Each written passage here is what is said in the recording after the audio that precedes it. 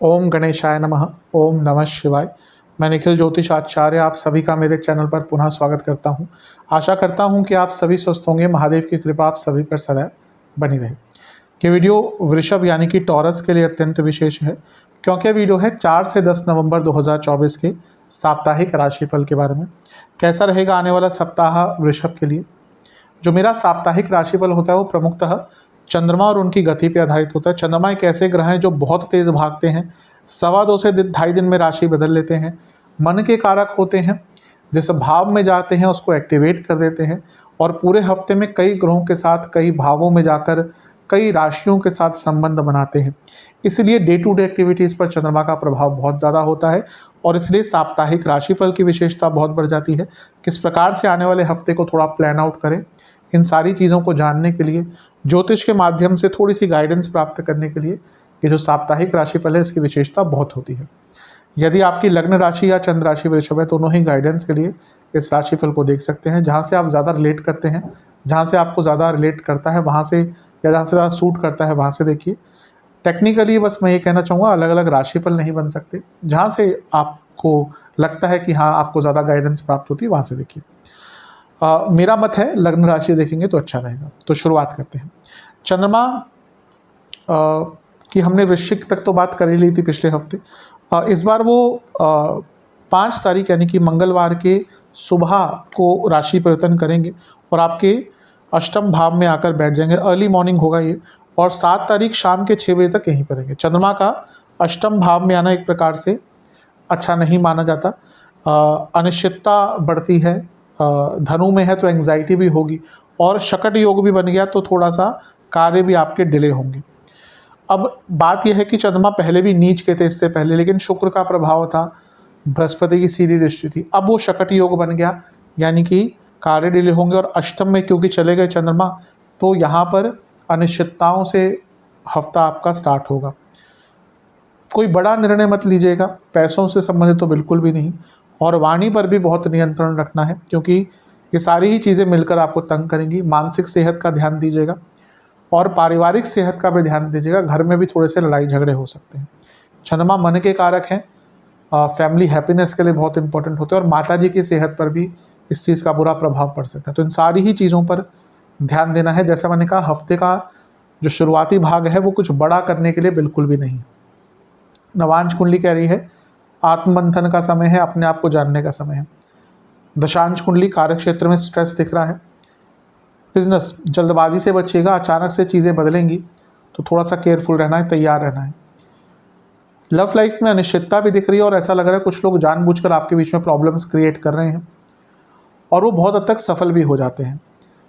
जहाँ तक वैवाहिक जीवन की बात है, ट्रस्ट इश्यूज दिख रहे हैं। स्टूडेंट्स, थोड़ा सा आपको अपने व्यवहार पर काम करना पड़ेगा और अपने संगत पर काम करना पड़ेगा। सेहत की जहाँ तक बात है, इन्फेक्शंस, सर्वाष्टक में आपका छठा भाव बली है, चिंताएं थोड़ी सी बढ़ती हुई दिख रही हैं। 7 तारीख शाम के 6 बजे चंद्रमा आ जाएंगे आपके भाग्य स्थान में, नवम भाव में। इसी दिन शुक्र का गोचर भी हो जाएगा और वो आपके अष्टम भाव में आ जाएंगे। चंद्रमा यहाँ पर शाम के 6 बजे 7 तारीख से 9 तारीख तक शाम के या रात के 11:30 तक रहेंगे। चंद्रमा का भाग्य स्थान में आना एक प्रकार से अच्छा ही होता है। तीसरे घर के स्वामी हैं और भाग्य स्थान में आ रहे हैं, यानी कि भाग्य और मेहनत और एफर्ट सबका साथ मिलेगा। और यहाँ से चंद्रमा अपने ही भाव को देख रहे हैं, यानी कि यात्रा के भी योग बनेंगे और जीवन भी आगे बढ़ेगा। तो भाग्य, कॉन्फिडेंस, एफर्ट्स और कार्यों की पूर्णता, सब में ही आपको यहाँ पर सफलता प्राप्त होती हुई दिख रही है। गुरु की दृष्टि है जो वक्री है, ठीक है, लेकिन वो लाभेश हैं, अष्टमेश हैं। अचानक से धन की प्राप्ति होती हुई दिख रही है। तो एक प्रकार से हफ्ते का मध्य भाग अच्छा है। जो एक अनिश्चितता का अनुभव आपको हफ्ते के शुरुआती भाग में हुआ था, उसमें बहुत हद तक आपको चीज़ें ठीक करने का अवसर प्राप्त होगा। मंगल की दृष्टि, और मंगल अपनी उच्च की राशि को देखेंगे जहाँ पे चंद्रमा विद्यमान है, यानी कि भाग्य का बहुत साथ मिलेगा। और सप्तमेश है तो बिजनेस आगे बढ़ेगा। 12वें घर के स्वामी हैं, खर्चे बढ़ेंगे, लेकिन विदेश से लाभ आपको होता हुआ दिख रहा है। हफ्ते के मध्य भाग में बस ओवर एक्साइटमेंट और ओवर कॉन्फिडेंस, इन दोनों ही चीज़ों से बच के रहना है। नवांश कुंडली बता रही है कि थोड़ा सा अपने स्वभाव पर ध्यान दीजिएगा। थोड़ी सी इमेच्योरिटी झलक रही है। दशांश कुंडली कार्य क्षेत्र में स्ट्रेस बहुत रहेगा, बॉसेस से अनबन हो सकती है। बिजनेस आपको थोड़ा सा अपने बिजनेस में ना चिंतन और मनन करना पड़ेगा, रिसर्च करनी पड़ेगी, क्योंकि अगर बिजनेस रुक गया है तो रिसर्च की कमी है, इसमें आइडियाज़ की कमी है, इस पर काम कीजिएगा। और मौका अच्छा है। लव लाइफ, अचानक से झगड़े हो सकते हैं। हफ्ते का ये भाग अच्छा नहीं है, क्योंकि ऐसी चीज़ें तंग करेंगी जिसके बारे में आप तैयार नहीं थे। वैवाहिक जीवन, थोड़ी क्रिएटिविटी लाइए, थोड़ा सा कुछ नयापन लाइए। चीज़ें बोरिंग होती हुई दिख रही हैं। स्टूडेंट्स, गाइडेंस की आवश्यकता है। कोई गुरुजन है, कोई बड़ा व्यक्ति है, कोई सीनियर है, उनसे बात कर कर गाइडेंस प्राप्त कीजिए। जहाँ तक सेहत की बात है, जोड़ों का दर्द, बीपी की प्रॉब्लम और कफ रोग तंग करेंगे। सर्वाष्टक में आपका लाभ स्थान बली है, बहुत अच्छा है। लाभ स्थान बली है, चंद्रमा भाग्य स्थान में है, तो लाभ की प्राप्ति तो होगी ही, कोई रोक नहीं सकता। 9 तारीख रात के 11:30 बजे चंद्रमा आ जाएंगे 10वें घर में, कुंभ में, और सप्ताह के अंत तक यहीं पर रहेंगे। चंद्रमा का 10वें भाव में आना अच्छा होता है। उपचय स्थान के स्वामी है, उपचय भाव में है, ये भी अच्छा है। यहाँ पे मंगल की दृष्टि अभी भी बनी रहेगी, ये भी ठीक ही है। चंद्र मंगल योग बन रहा है, पैसा बढ़ सकता है। 12वें घर के स्वामी है मंगल, तो जॉब चेंज का भी योग यहाँ पे बन जाता है, क्योंकि 12वें और 10वें का मिलन हो गया। यहाँ पे शनि के साथ है, 10वें घर के स्वामी है, उपचय भाव के स्वामी दो एक साथ। तो कुछ कार्य जो अटक रहे थे, ना केवल कार्य क्षेत्र में बल्कि जीवन में भी, personal life, professional life, business life, जो भी कार्य अटक रहे थे उसमें पूर्णता मिलेगी। लेकिन नहीं भूलना चाहिए कि शनि चंद्रमा विषदोष बनता है, तो यहाँ से दोनों ग्रह मिलकर चौथे घर को देखेंगे, जो इमोशंस का, फैमिली का भाव है। तो एक उदासीनता रहेगी, फैमिली में भी थोड़ा सा उच्चाट सा माहौल रहेगा, उससे बच के रहना है। और कार्य क्षेत्र में मन नहीं लगेगा, भले ही अच्छा टाइम जाए, कुछ अच्छा अनुभव भी हो जाए, लेकिन मन नहीं लगेगा। गुरु से केंद्र में है तो गजकेसरी योग बन रहा है, ये भी एक अच्छी चीज़ है। नवांश कुंडली बता रही है कि अकेलापन बहुत रहेगा। कभी कभी ऐसा लगता है ना कि सब कुछ ठीक है फिर भी कुछ ठीक नहीं है, मतलब कि किसी चीज़ की कमी दिखती है जीवन में, वो ऐसा ही टाइम आपका जाएगा। दशांश कुंडली, कार्य क्षेत्र में पैसा बढ़ सकता है। जॉब चेंज का प्रयत्न कर रहे थे, बहुत अच्छा टाइम है। बिजनेस, कई कार्य पूर्ण होंगे, जैसा मैंने कहा ना, यहाँ पे चंद्रमा 10वें घर में है, 10वें घर के स्वामी के साथ, तो ना केवल कार्य क्षेत्र में, बिजनेस में भी लाभ मिलेगा। लव लाइफ, ये देखिए पूरा ही हफ्ता रिलेशनशिप के लिए बहुत अच्छा नहीं दिख रहा।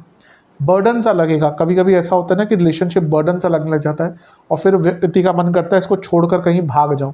और आपके लिए थोड़ा बहुत ऐसा ही प्रतीत हो रहा है हफ्ते के अंतिम भाग में, बल्कि पूरा ही हफ्ता रिलेशनशिप के संदर्भ में तो बहुत अच्छा नहीं है। वैवाहिक जीवन की जहाँ तक बात है, थोड़ा सा अपने लाइफ पार्टनर की बातों को समझने का प्रयास कीजिए। कई ऐसी चीज़ें हैं जो आप दोनों के बीच में क्लियर नहीं होती, इसके कारण कन्फ्यूजन क्रिएट होती रहती है। तो चीज़ों को क्लियर करने का बहुत अच्छा टाइम है। स्टूडेंट्स के लिए तो अति विशेष टाइम है, बहुत अच्छा टाइम है। हफ्ते का अंतिम भाग, कोई बहुत अच्छी न्यूज़ आपको प्राप्त हो सकती है। जहाँ तक सेहत की बात है, आपको नसों का रोग, लोअर बॉडी में दर्द, लोअर बैक में दर्द, छाती की प्रॉब्लम तंग कर सकती है। सर्वाष्टक में आपका अष्टम भाव बलिए, देखिए धन की प्राप्ति तो हो सकती है।